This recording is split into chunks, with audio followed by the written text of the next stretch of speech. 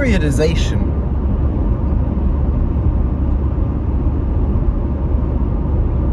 it's not real, you know. There's no periods in history. There's no discrete periods. Everything is just happening and happening. It's like, have you noticed any period changes in your life where it's like, oh, now it's different. It's a whole different period now. Like you can say decades, but it's like, really, did something really big change between 2019 and 2020? You can look at it and say, yeah, well, the 2010s, all this stuff was happening. The 2020s, and we do this with the 20th century decades all the time. We say like, oh, 60s was like, well, you got the 50s, and it's like, you know, the post World War II, like happy fucking sitcom shit, and then it goes into the 60s, and you get like the counterculture and the Beatles and the hippies and peace and love. In the 70s, the hippies really go crazy, and there's disco too. And yeah, I guess we use music for a lot of it, because it's periods of culture, and music is pretty important culture. It was never a chart, but you can do the same thing. You can say, like, put together the late 50s and early 60s as a unit, and the late 60s and early 70s as a unit, and the late 70s and early 80s as a unit. And there's no, like, you can... So periods aren't, like, real things. They're things we... but they're helpful. Because we can't grasp a whole continuity without landmarks. We need to make landmarks to know our way around. Like, if it's just big flat open space in a field, you're not gonna know which part you were in the other day when that thing happened to you, because it's all just open field. You're like, you were somewhere over there. But if there's like stuff in the field, you put like buildings and shit up in the field, you got a much better idea of where some shit happened. It's a place within space. And that's what periods can be for time. Yeah, that's good, right?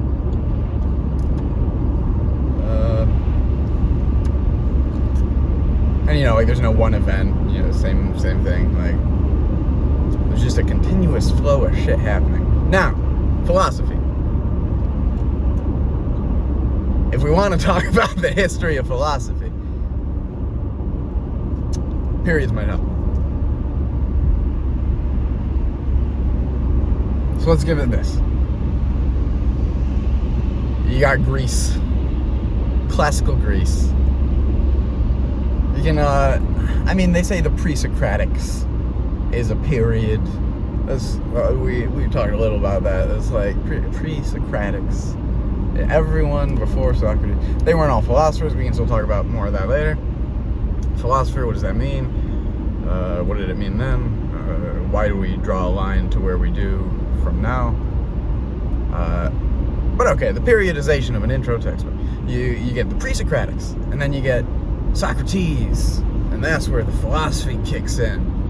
And then Socrates, his student Plato, and then Plato, his student Aristotle.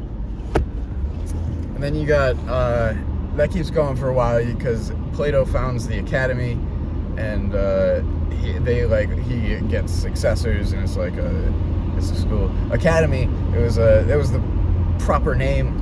It was like an olive grove called that, and it was like, because it was like named for some guy named Academos or something. That was just the guy's name, and that was his olive grove, and that's where they started meeting, and that's why it's academics. That's why it's the academy, all that.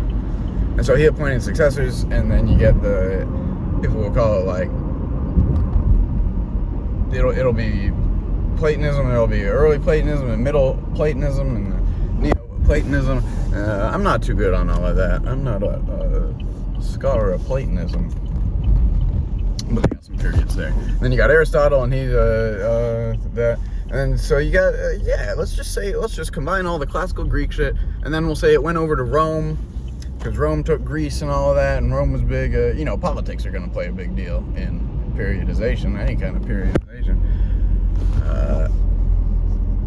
And then the Romans take over, and you get a bunch of Roman philosophers basically talking to the Greek guys, talking their language and shit. I'm not a Roman philosophy guy.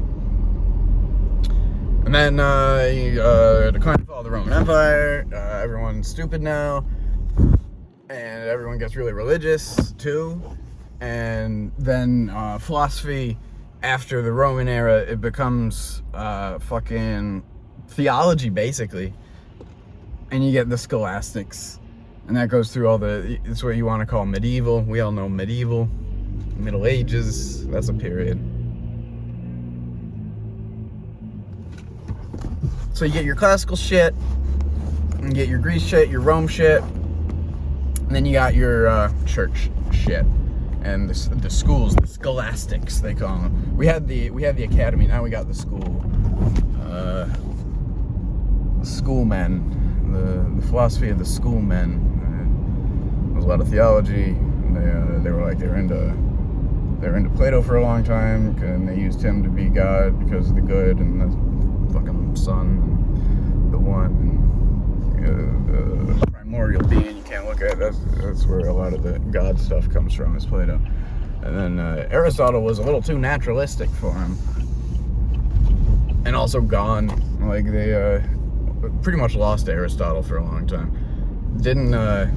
The Romans were basically going off of the Greek texts.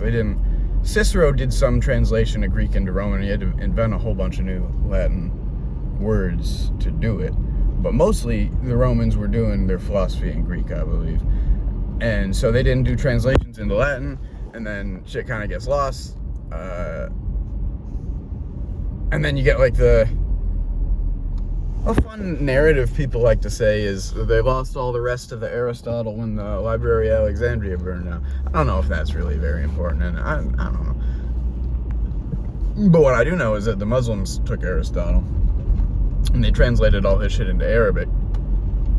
And so when Europe and all had basically totally lost Aristotle, and were doing their Plato shit, Muslims still had Aristotle. And they went to... came back. Thomas Aquinas was a part of that, I guess, and the Jews. Averroes was a Muslim. Then you get fucking Maimonides nuts. Anyway, so then you get okay. Let's say you got like your Platonic era of scholasticism, and then your Aristotelian era. And then coming out of that, we're gonna go to what we call modern philosophy, and we're gonna say that starts with Descartes, who thinks and is, allegedly. And so Descartes does a lot of stuff. He's responding directly to the schoolmen, and this is why, like, trying to draw a line from like scholastics and Descartes is like Descartes. His whole intellectual background. He was in a Jesuit university. His whole vocabulary that he uses is the scholastic vocabulary. It's hard to draw a line, but sure, we draw a line at him. And then from there you're going to branch off a little bit, and where we say there's the rationalists and the empiricists. Descartes was the first rationalist, and then you got Leibniz, and the rationalists think you can think about stuff, and that's like what it is. Like, you can figure shit out just by thinking about it. And that's a lot better, because the senses will lie to you. So you got to be rational, and you gotta put shit all together in your head.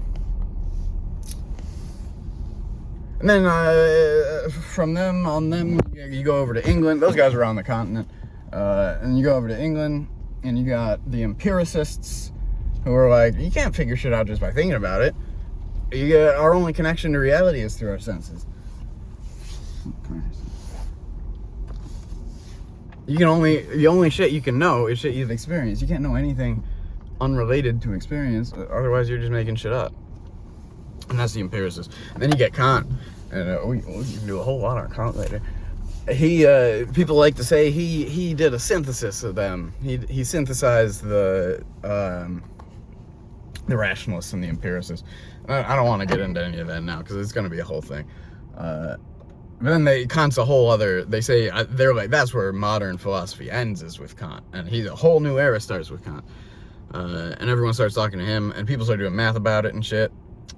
Kant was into math and geometry and shit. And a lot of the math we used to, obviously Descartes, Cartesian plane and Cartesian all kinds of shit you got in math. You guys know math?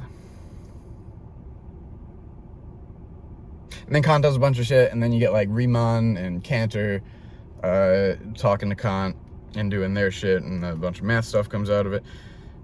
Because back then, thinking about stuff was thinking about stuff pretty much for the most part. And then shit kind of starts splitting up after Kant. And you get the German idealists, and Hegel's one of them. And that's my next thing. I'm going into the German idealists next.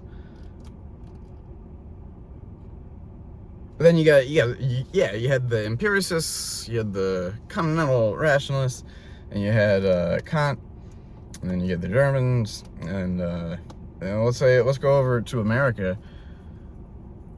Or no, it was France. You got all your Enlightenment philosophy now, and that's around Kant too, and it's we know about the Enlightenment, or we can talk about it later, I guess, probably.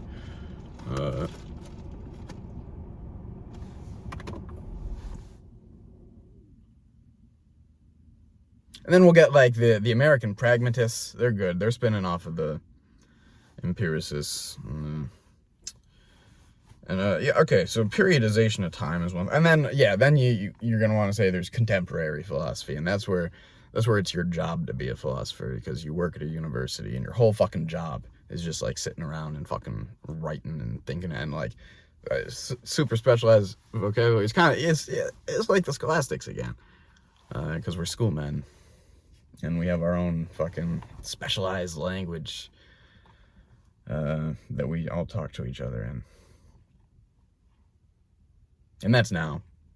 And that started a while ago. It started in like early 1900s. So, yeah, right? I started with like fucking, I don't know, Wilhelm Wundt and fucking James and Dewey. I mean, yeah, like the pragmatists, they were all in on the beginning of contemporary professionalized philosophy, right? Fucking Pierce.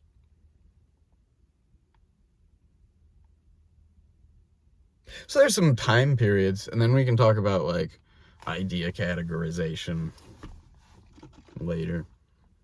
And remember, this is all fake. This is just there were no boundaries between any of these, but this helps you look around. I like like the way I think about history. I love reading like a historical book or playing a video game or seeing a movie and giving me a main character. I need main characters for history to make sense. I need to know, like, oh, that was all happening while my dude was over here doing that. Assassin's Creed is good for that. It'll give you the Renaissance and the fucking First Crusade and shit. And then, I did, The Last Kingdom. I did The Last Kingdom, and that set me up for Anglo-Saxon England. That's fucking cool. And the Britain Walda mod for Mountain Blade. Anyway, yeah, you need a point of focus. Because otherwise it's a whole wavy woovy wobby, but you got here and you got here and you got here, and you're like, oh, that went up from there, that went up from there, oh, and I see how it kind of all goes together. But you need points. So there's our periods we got, and yeah, fucking, let's start with like Babylon and shit, the astrologers and shit, a whole bunch of smart people thinking about stuff. And then Egypt and all of that, and then there's a whole big for so long debate about how much influence Greek thought owed to Eastern thought. It's just a whole fucking thing. But they do it anyway. They draw a line and they say Greek thought's new. And so you get Greek thought. And you get the pre-Socratics, you get Socrates, you get Plato, you get Aristotle. You get all of their guys later after them, and it goes over to Rome, and then you get the church, and you get the scholastics, and talking about God and shit. And we can go through different periods of talking about God and shit later. And then it turns out back into modern philosophy, and you get Descartes, and you get and that goes up through you got your British empiricists, Locke and Hume and fucking Berkeley, Or we can talk about that.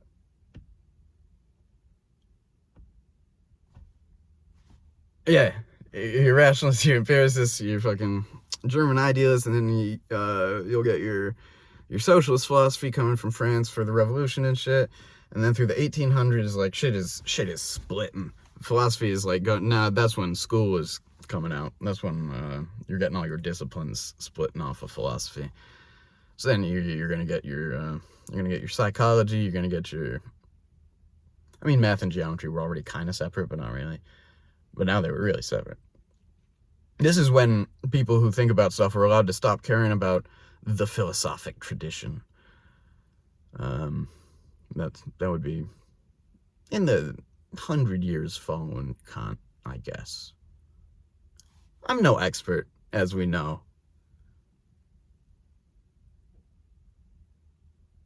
Yeah, you got there's your ancient, your middle, and your modern, and your contemporary. So there's a couple of points for you. Peace.